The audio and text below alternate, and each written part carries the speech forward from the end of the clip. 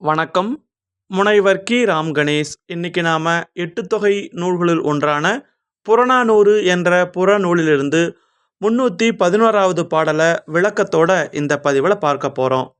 நாம பார்க்கக்கூடிய இந்த பாடல் ஔவையார் என்ற புலவரால் பாடப்பட்டது.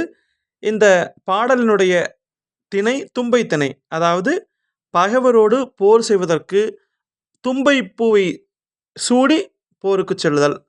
அப்படியாக இந்த பாடல் தும்பை திணை சார்ந்ததாக இருக்கிறது. இந்த தும்பை திணை என்று சொல்லும் பொழுது அது வலிமையை மட்டுமே மையமாக கொண்டது. அதில் வேறு எந்த எதிர்பார்ப்பும் இருக்காது. ஒரு நாட்டை கொள்ளையடிக்க வேண்டுமென்றோ அல்லது வேற எந்த எதிர்பார்ப்போ இருக்காது.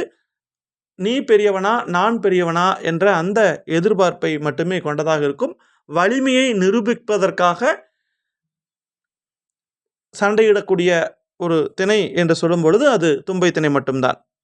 சரி, இப்போ நாம் பாடலுக்குள்ளே போகலாம். இந்த பாடல் ஔவையார் பாடியதுன்னு நம்ம முன்னரே குறிப்பிட்டிருந்தோம்.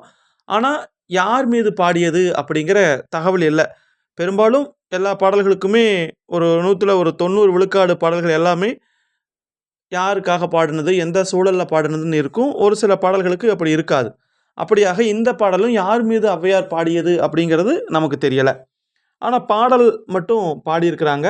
அதனுடைய பொருளை நம்ம பார்க்கலாம். முதல்ல பாடல் என்னன்னு நம்ம தெரிஞ்சுக்கலாம்.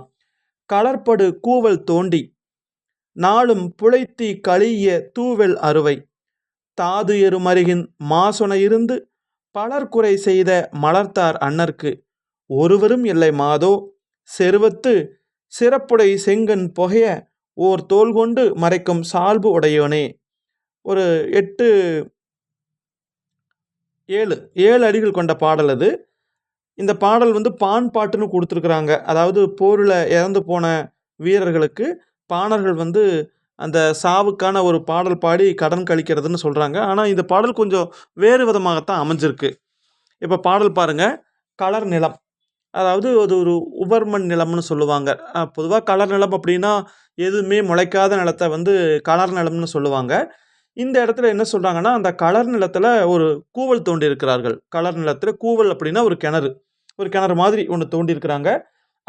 அதில் இருக்கக்கூடிய பொருளை எடுத்து அதில் தான் என்ன பண்ணுவாங்கன்னா சலவை பண்ணுவாங்களாம். புலைத்தி என்பது இன்றைக்கி நம்ம வண்ணாத்தின்னு சொல்கிறோம் இல்லையா, அது ஒரு குறிப்பிட்ட ஒரு ஜாதி.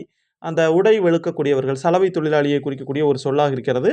அப்போ அவங்க என்ன பண்ணுறாங்கன்னா, அந்த கலர் நிலத்தில் இருந்த அந்த கிணற்றை தோண்டி நாள்தோறும் என்ன பண்ணுவாங்கன்னா நல்ல துணியை வெளுத்து தருவாங்களாம். அப்படிப்பட்ட அந்த வெண்ணிற ஆடையை அந்த வீரன் அணிந்திருக்கிறான் அப்படின்னு சொல்கிறாங்க. அப்படி போகும்போது அந்த போர்க்களத்திலே போகிறான், தெருவழியாக செல்லுகின்றான். அப்படி செல்லும்போது அந்த தெருவில் இருந்த மண்ணெல்லாம் என்ன ஆகுது அப்படின்னா அவனுடைய அந்த வெள்ளாடை மீது படியுது. அந்த புழைத்து வெளுத்து கொடுத்த அந்த துணியின் மீது அந்த அழுக்கு, அந்த தெருவில் இருந்த அந்த அழுக்கு மண் இதெல்லாம் படியுது. அப்படிப்பட்டவன் பலருக்கும் தேவையான உதவிகளை எல்லாம் செய்யக்கூடிய ஆற்றல் வாய்ந்தவன். அது மட்டும் இல்லாமல் அவன் எப்படிப்பட்டவன் அப்படின்னா எல்லாருக்குமே உதவி செய்யக்கூடிய ஆற்றல் உடையவன், மலர் மாலை அணிந்தவன். அப்போ அவனுக்கு துணையாக யாருமே இல்லை. அவனுடைய சிறந்த கண்கள் அப்படியே சிவந்து புகை உண்டாகுது. அப்படிப்பட்ட ஒருத்தன் என்ன பண்ணுறான்னா அவன் தானே ஒரே ஒரு கேடயத்தை மட்டும் வச்சுக்கிட்டு பகைவர்களுடைய படைக்கடன்களை எல்லாம் தடுக்கக்கூடிய அளவுக்கு உயர்ந்த வலிமை உடையவனாக ஆனான். அப்போ இது எப்படி அப்படிங்கிற மாதிரி ஒரு வீரனுடைய பெருமையை பற்றி பேசக்கூடியதாக இந்த பாடல் அமைந்திருக்கிறது. ஆனால் இறந்து போனான் அப்படிங்கிற மாதிரியான ஒரு குறிப்பு தென்படவே இல்லை. அப்போது இதில் 2 விதமான செய்திகள் சொல்லப்பட்டிருக்கிறது. அந்த வீரன் அந்த கலர் நிலத்தில் இருந்த கிணற்றை தோண்டி அந்த புழைத்தி என்று சொல்லக்கூடிய அந்த சமூகத்தை சார்ந்தவள் அவங்க என்ன பண்ணுவாங்கன்னா அந்த ஆடையை வெளுத்து தருவார்கள். அப்படிப்பட்ட ஆடையை, அந்த வெண்ணிற ஆடையை அவன் அணிந்து கொண்டு செல்வான். அப்போது அந்த தெருவில் அந்த எருப்பொடி அப்படின்னு சொல்லுவாங்க இல்லையா, அப்படியே தூசியால் அழுக்குப்படி இருக்கும். அதே நேரத்தில் அவன் பலருக்கும் தேவையான உதவிகளை எல்லாம் செய்வான். எப்போவுமே மலர் மாலை அணிந்திருப்பான். ஆனால் அவனுக்குன்னு துணையாக இருக்கக்கூடியவர்கள் யாருமே கிடையாது. போர்க்களத்தில் அவன் ஒரே ஒரு கேடயம் தான் வச்சுருப்பான். அவனுடைய கண்கள் சிவக்கும். அந்த எதிரிகளை கண்டால் அந்த கோபத்தால் கண்கள் சிவக்கும்.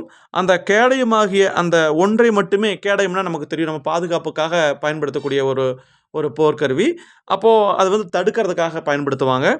அப்போ அந்த அந்த கேடயத்தை கொண்டு பகைவர்களுடைய படைக்கலங்கள் என்ன படை வந்தாலும் பரவாயில்ல, அந்த வில்லோ, வாளோ என்ன வந்தாலும் அதை தடுப்பானாம். அப்படிப்பட்ட அளவுக்கு அவன் மிகுந்த வலிமையுடையவனாக ஆனான் அப்படிங்கிறத ஔவையார் வந்து இந்த பாடல் மூலமாக நமக்கு தெளிவுபடுத்தி இருக்கிறாங்க. அவன் அந்த அளவுக்கு ஒரு சிறந்தவனாக இருந்திருக்கிறான் அப்படின்னு சொல்றாங்க. அதனால தான் அவனை சால்புடையோன் அப்படின்னு சொல்றாங்க. சால்புடையவன் என்றால் சிறந்தவன், நிறைவுடையவன் அப்படிங்கிற அந்த பொருள்ல சொல்றாங்க. இவ்வளவுதான் பாடல். இந்த பாடலை மறுபடியும் ஒருக்கா பாருங்க. களற்படு கூவல் தோண்டி நாளும் புழைத்தி கழிய தூவெல் அறுவை தாது எரு மருகின் மாசுன இருந்து பலர் குறை செய்த மலர்த்தார் அன்னர்க்கு ஒருவரும் இல்லை மாதோ செருவத்து சிறப்புடை செங்கன் புகைய ஓர் தோல் கொண்டு மறைக்கும் சால்பு உடையோனே என்று அந்த வீரனுடைய பெருமையை பற்றி ஔவையார் அப்படிங்கிற இந்த பெண்பார் புலவர் வந்து பாடியிருக்கிறாங்க.